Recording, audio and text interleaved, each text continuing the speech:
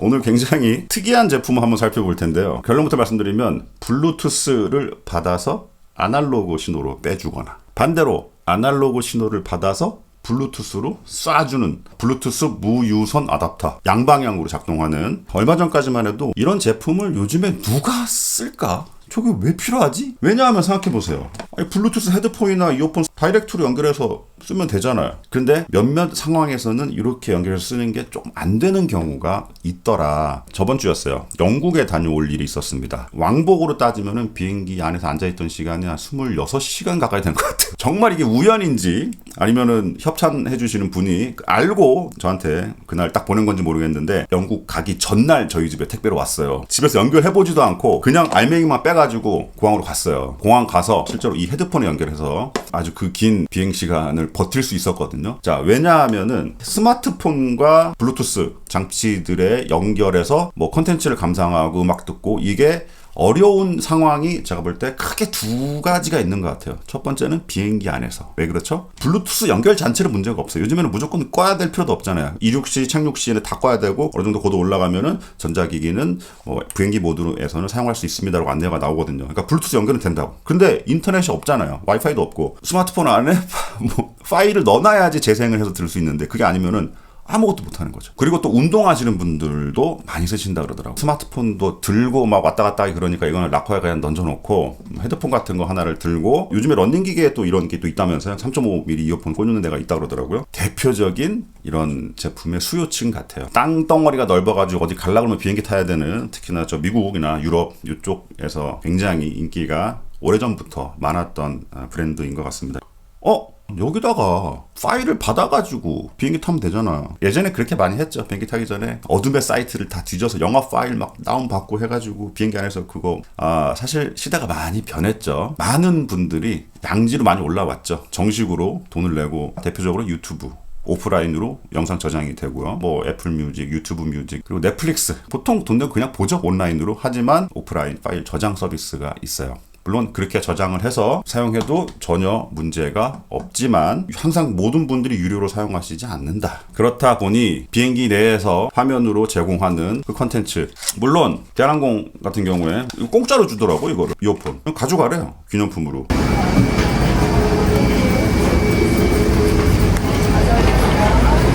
음질이 괜찮더라고요. 요거 리뷰도 나중에 한번 해볼게요. 깜놀이하세요, 깜놀. 이거를 들고 타면은 비행기 기종마다 좀 차이가 있겠지만, 대한항공 같은 경우에는 왼쪽 팔걸이 밑에 3.5mm 꽂는 데가 있어요. 무선으로 편하게 쓸 수 있다는 장점도 있지만은, 이 시스템의 가장 큰 장점은 비행기 기내가 어마어마하게 시끄럽습니다. 사실 우웅하는 엔진 소리, 그 소음을 여기 ANC, 액티브 노이즈 캔슬링 기능이 있는 제품이라면은 그것까지 활성화해서 소음을 쇽! 비행기 안에서 ANC가 어떻게 보면 가장 유용한 환경 중에 하나인 것 같아요. 사실 ANC가 가장 좋아하는 환경이죠. 지속적인 노이즈.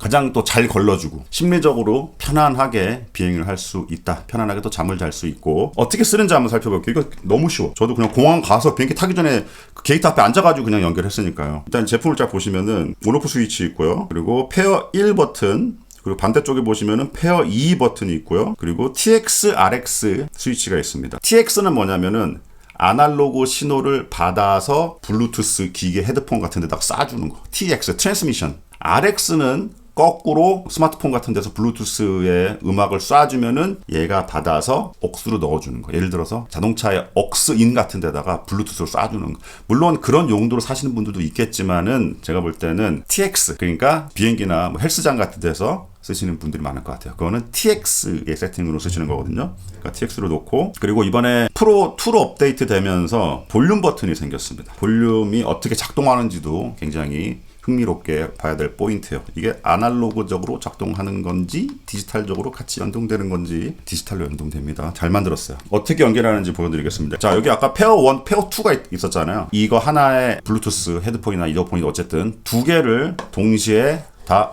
붙여놓을 수가 있습니다. 심지어 두 개 연결해 놓으면 소리도 동시에 나와요. 일단은 전원을 켜고요. 1번에다가 제가 에어팟 프로 2를 한번 붙여볼게요. 예, 페어 1의 버튼이 깜빡깜빡해요. 케이스를 이것만 이렇게 열고, 에어팟 뒤에 보면 버튼이 하나 있어요. 이렇게 5초 정도 누르고 있으면은 깜빡깜빡 하거든요. 이거 됐어요. 끝났어. 한 가지 주의할 점. 지금은 아무 문제가 없어요. 근데 처음에 연결했을 때 에어팟에 약간 이거 왜 이러지? 쥐 스태틱 노이즈 같은 게 계속 나더라고요, 소리가. 그래서 이거 리뷰 못하겠다, 이거 문제 있네 라고 생각을 했는데, 액티브 노이즈 캔슬링 껐다 켰다 할 수 있잖아요. 지금 저 같은 경우에는 여기를 길게 잡으면은 껐다 켰다 하거든요. 그거를 한번 왔다 갔다 해주니까 그 문제가 싹 사라졌어요. 아주 정상적으로 작동을 합니다. 자, 여기서 중요한 건 뭐냐면은 지금 스마트폰 없이 지금 에어팟과 이거 둘만 연결된 상태입니다. 이 상태에서 ANC가 이게 활성화가 되나? 돼요. 원래 스마트폰 연결했을 때 세팅되어 있는 그 조작법, 저는 길게 잡았을 때 ANC 껐다 켰다, 그게 그대로 여기 저장이 되어 있나 봐요. 그래서 스마트폰 연결 없이도 ANC를 껐다 켰다 할 수가 있습니다. 그게 이 제품의 포인트 같아요. 그게 제일 궁금했거든요. 그거 안 되면은 좀 그런데 어쨌든 잘 됩니다. 자, 그 다음에 이 녀석도 한번 연결해 보겠습니다. 쓰고 계시는 블루투스 기기마다 좀 다르겠지만 얘는 올리고 이렇게 밀고 있으면은 블루투스 잡는 모드예요. 여기에서 페어 2번 버튼을 길게 꾹 누르고 있다가 그러면은 연결이 됐어.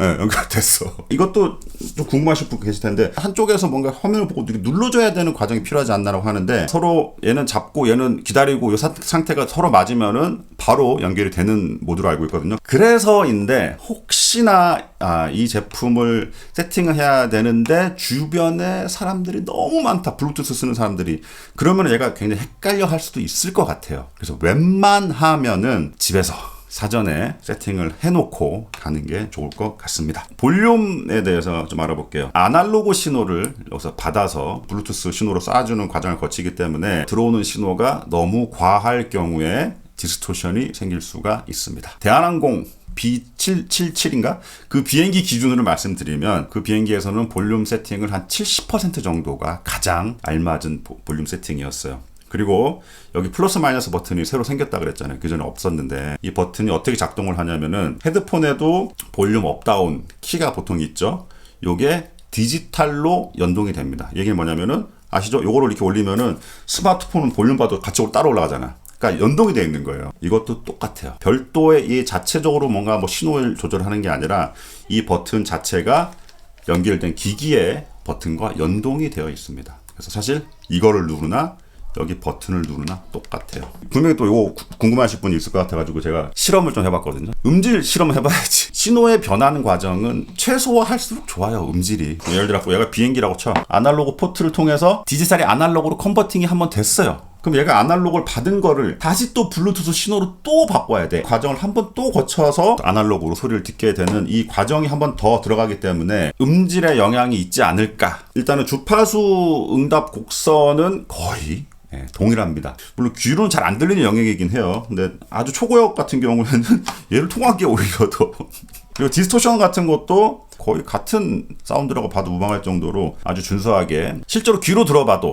아주 미세하게 막 파고들면은 좀 차이가 느껴지기는 할 수도 있어. 그런데 이 용도가 뭐다? 비행기 안에서 운동할 때. 그 특징이 뭐예요? 비행기 안은 ANC 켜도 어느 정도는 웅하는 소리가 들려요. 그럴 수밖에 없어. 운동하면서 초집중 상태에서 각 잡고 듣는 환경에서 이런 건 안 쓰지. 그때는 뭐 이렇게 듣는 거지. 그런 용도 자체가 아니라라는 거죠. 현실적으로 귀에서 이건 음질이 좀 문제가 있다, 좀 다르네라고 느껴지는 수준의 차이는 거의 없다고 저는 봅니다. 제 귀로서는. 두 번째, 레이턴시. 이런 경험 많이 해보셨을 거예요. 블루투스 스피커나 헤드폰을 꼈는데, 아니 유튜브를 보고 있는데 말은 막 이렇게 하는데 소리가 늦게 나와. 그래서 막 보는데 막 짜증나. 소리랑 화면이랑 따로 놀고 막. 지금 제가 올라가는 영상도 레이턴시가 정확하지가 않아요. 정확하게 하려면은 편집하면서 다시 맞춰야 돼. 근데 어지간히 맞으면 그냥 올려요. 요 정도 시간 차이가 나는 거는 우리 뇌는 어느 정도 뭉쳐가지고 이해를 하기 때문에 큰 문제가 안 되거든요. 그래도 좀 궁금했습니다. 어느 정도의 차이가 있을까? 사실 제일 불리합니다. 왜냐하면은 하나의 컨버팅 과정을 거칠 때마다 시간이 걸리거든요. 이 녀석 중간에 끼는 순간 제일 반응이 늦게 나올 수밖에 없어요. 화면과 목소리가 어느 정도 어긋나면서 들리는지를 테스트를 해봤거든요. 하나 둘 셋, 안녕하십니까, 공대열 파파입니다. 오디오 싱크 테스트입니다. 하나 둘 셋, 안녕하십니까, 공대열 파파입니다. 오디오 싱크 테스트입니다. 하나 둘 셋, 안녕하십니까, 공대열 파파입니다. 오디오 싱크 테스트입니다. 보시다시피 사실 그 정도의 레이턴시는 불편하게 보이지 않는 수준입니다. 사실 정확하게 따지면은 프로덕션에서 만든 영상이 아닌 이상 저같이 이런 유튜브 영상들, 개인이 만든 영상들 잘 이렇게 보면은 싱크가 사실 잘 안 맞는 영상들이 많아요. 좀 특이한 제품 한번 살펴봤어요. 장시간 비행하시는 분들, 나는 그 소음이 너무 싫어. 비행기 소리. 공황장애 올 것 같아. 그래서 ANC 켜고 나는 비행하고 싶다. 그러면서 핸드폰에 뭐 다운 줄줄 받아놓고 이거 할 거 없이 그냥 그렇게 들고 타서 그냥 비행기 안에서 제공하는 엔터테인먼트 그 화면에 있는 영화나 드라마 같은 거 봐도 충분하다라고 생각하시는 분들은 굉장히 괜찮은 선택이라고 보여집니다. 아마 지금 이제 바로 이제 전파 인증 받고 한국에서 판매가 시작된 것 같은데 판매 페이지는 고정 댓글에 올려두도록 하겠습니다. 마지막으로 한 말씀만 더 드리겠습니다. 경고. 제가 이번에 영국 다녀오면서 왕복 한 26시간인가 비행기에 앉아 있었다 그랬잖아요. ANC가 항상 좋은 건 아니더라 라는 거를 좀 느꼈습니다. 조금 검색해 보시면 그런 내용들이 꽤 있을 거예요. ANC가 사람의 인지 능력에 주는 영향. 이 내용은 제가 별도로 영상을 따로 올리겠습니다만은 뭐 간단히 말씀드리자면은 저의 솔루션은 그거였어요. ANC를 켜고 비행기를 탔으면은 비행기 내릴 때까지 끄면 안 되더라. 아니면 차라리 처음부터 키지를 놨든가 ANC를. 이거를 ANC를 켜고 타다가 중간에 껐다가 제가 갑자기 밀려오는 소음에 너무 스트레스를 받아서 공황장애 비슷한 경험을 한번 했거든요. 참고로 집으로 돌아오는 비행기에서는 처음부터 끝까지 ANC를 무조건 켰습니다. 이 내용은 다음 영상으로 좀 잘 정리해서 다시 말씀드리도록 하겠습니다. 하지만 어쨌든 소음에 민감하신 분들은 ANC 켜고 타는 게 좋아요. 여기까지 하겠습니다. 공드레 파파였습니다.